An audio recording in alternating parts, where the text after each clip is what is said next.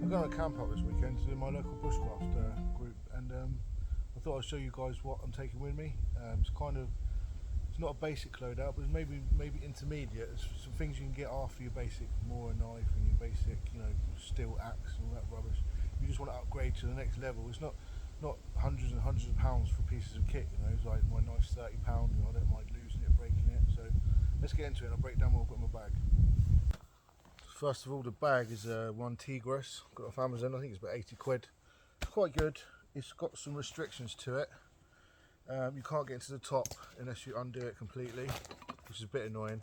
I'd like it to be a little bit higher, but this is a bushcraft loadout. Like, I'm driving to the camp and I'm not walking that far. This is not lightweight by any means. Like, it's quite a heavy pack, and I'll put in extra things in here to show you if I was taking smaller. So I've got bigger and smaller versions, so I wouldn't normally take this much stuff. So I've got a sit pad, which is really useful. You can get loads of different versions of these on Amazon. I think they're about 10, 12 quid. I'll put that under my knee now. First thing on top, I've got my tarp, which is a DDD long hammock tarp.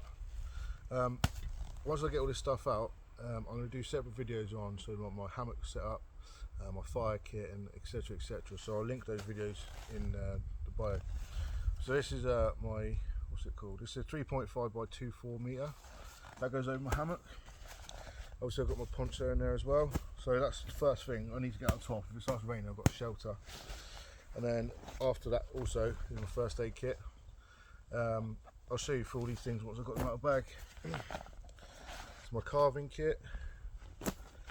So I've got a small little hammock which I like to sit in the day, or this also goes under my main hammock to put all my gear in. So if it's raining or muddy and that stuff, I've got nothing on the floor.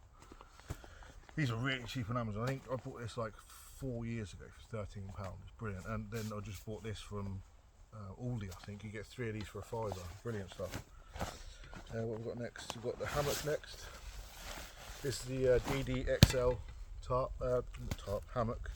These are really, really good. I've had this for a couple of weeks now. I've spent a couple of nights. It's absolutely amazing. I've got the one Tigris quilt, under quilt for hammock. Packs down really small. It's really light. Yeah, it's middle of July and it's boiling. But I have got an under quilt because I don't normally wear a lot on top. So I've also got this, which is just like a quilt. I'm not happy with it really. I want to get a smaller one, but I don't like sleeping bags. They're restrictive and they go around your neck. I just don't like it. So I still have the thermo rest roll mat, which goes into my hammock. I'll show you all this in the video setting up the hammock. But I'll just show you what I've got in my kit. I've got the thermo rest roll mat, and I've got the under quilt, and I've got the hammock. And then I'd literally, sometimes I don't even need a quilt on top. It's so comfortable. In the sides, I have Laplander saw, my knife, which I'll go through with you in a minute. Also another knife. And I've got my water bottle. This is a self-contained kit. I would take this, I just brought this to show you, I would take this if I was just on like a day or just over one night and I didn't need much water or cooking capabilities, because this is all in one. I'll show you that in a minute. In this pocket, there's my smag, my fire kit, and my cook pot, in a nice little canvas bag. It's got a few more things in it. Once again, I'll show you through it. And just the top, if we get cold. In the pockets, I've got my pins for my tarp, got tissues for the obvious, and I've got a climbing carabiner. This goes on my hammock and puts my boots on so they're not on the floor. And in this one, I've just got a pan and a plate and a scourer. So let's go through all of it in a bit more detail. So first things first, my knife. This is a Martini. They're made in Finland, and they're called Whitling knives, but they're just perfect for bushcraft. They keep a beautiful edge on them. They've got a square spine, so you can use a ferris rod with them. And that was like £30. I mean, it does annoy me where you haven't got a belt loop on it, but I just put carabiner on it and just make do. Got the Laplander standard issue, isn't it? Laplander. This is much better than the Silkies. I work in tree work, we use Silkies at work all the time. You're much more likely to take a chunk out your finger of a Silky than you are this, and they're just much more durable. And they've got this lock on the button, and just it's a better product in my opinion. This is one of the bushcraft store knives. It's a really nice little knife. I use it for like small cooking tasks around the camp.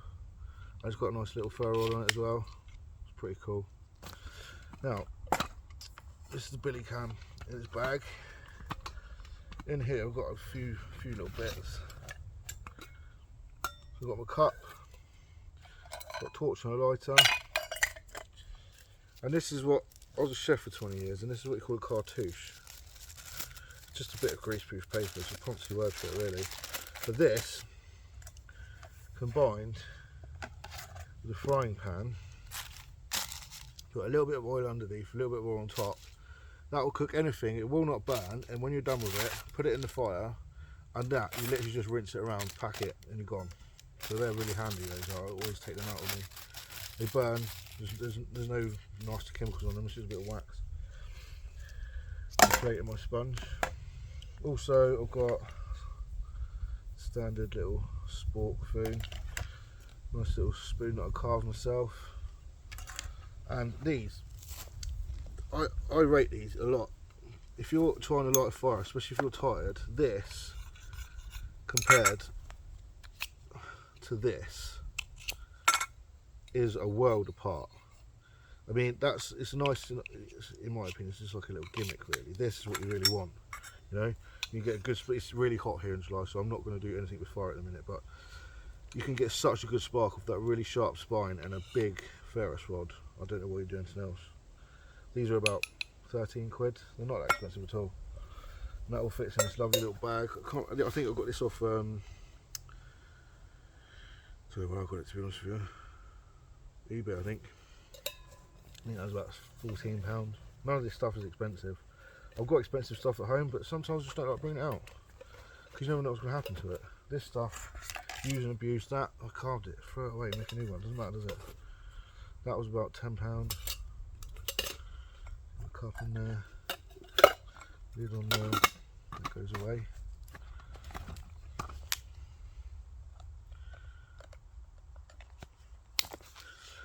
So in my fire kit,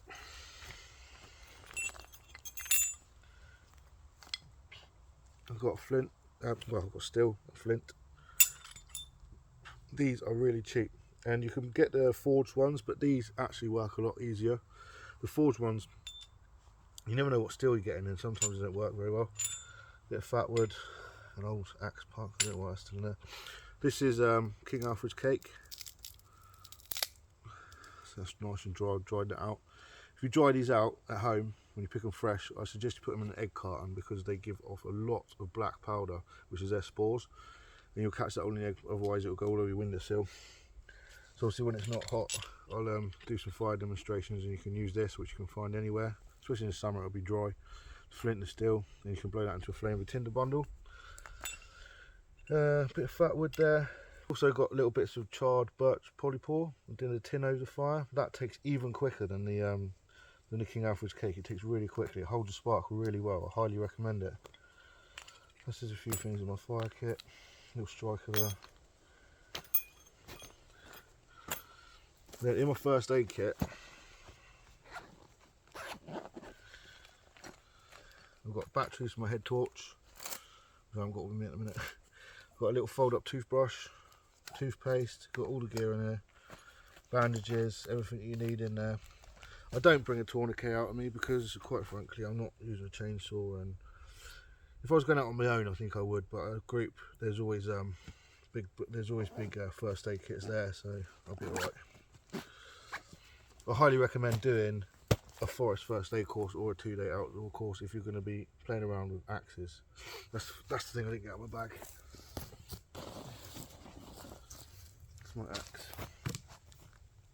This is about 50 quid, but it's a lovely step up from your like bog standard steel, the cheap axes, because this is actually hand forged head.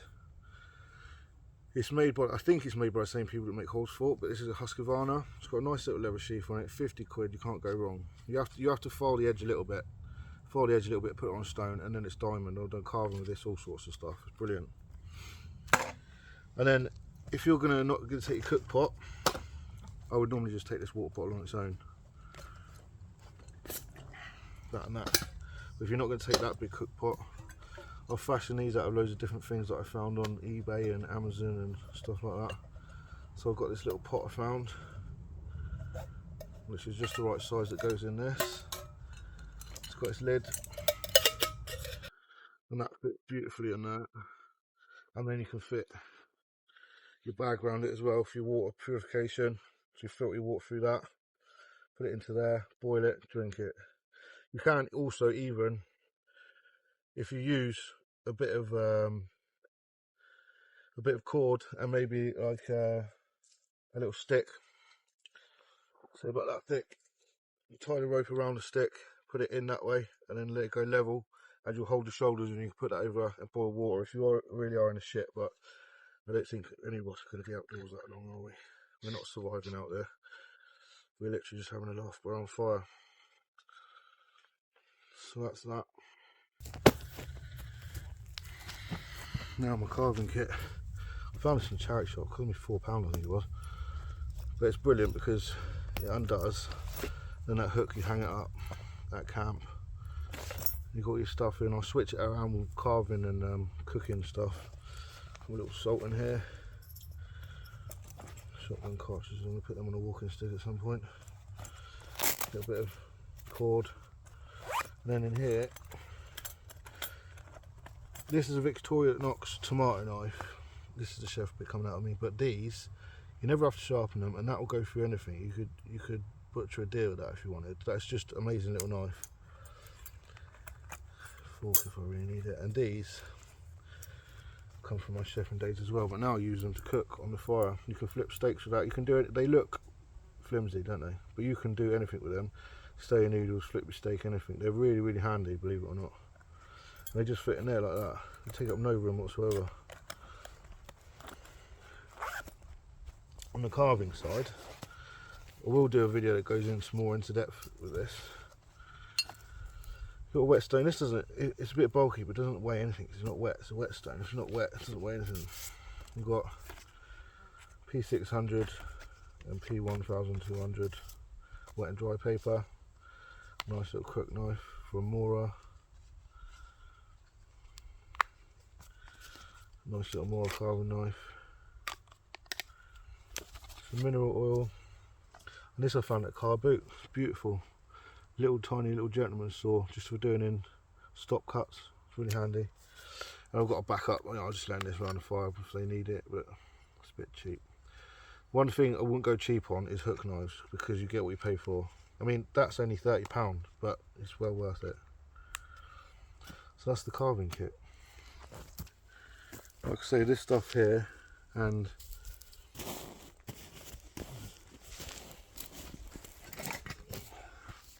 this axe,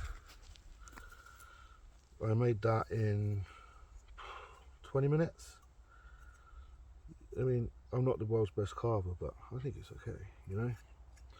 This is a good little setup for what I am, a novice carver, you know, but it's a good little setup.